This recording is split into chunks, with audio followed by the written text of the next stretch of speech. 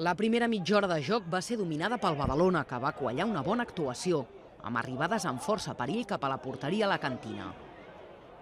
Cal destacar un xut de Xavi Muñoz, que va refusar Ivan Vidal. I més tard, una jugada de Ferrón, que finalment no va poder concretar perquè Pugui se li va creuar sense voler. Però la situació va anar canviant i el Dénia va començar a guanyar metres. El partit va arribar al descans amb el 0-0 inicial i la tònica a la represa va ser la mateixa. El Dénia va avisant un parell d'arribades, entre les quals va destacar un xut de Pau Frank, que va sortir desviat. Però va ser el Badalona, en una jugada que va iniciar Víctor, qui va aconseguir marcar. El migcampista va xutar i el refús de la defensa el va aprofitar Robert, però el porter del Dénia va tornar a rebutjar.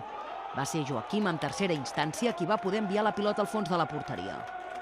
Ens ha costat molt, la veritat, aquest partit. Se'ns ha posat una miqueta a costa amunt, però mira, al final hem pogut anotar aquest primer gol d'aquesta temporada, que ja portava setmanes buscant-lo, i mira, 3 puntets.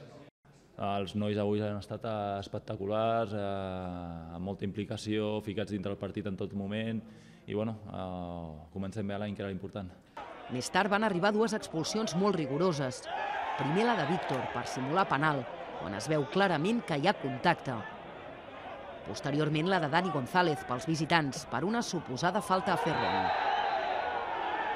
Fins al final el Dénia ho va seguir provant, però tret d'un xut desviat de Piferrer, no va inquietar excessivament la porteria de Marcos.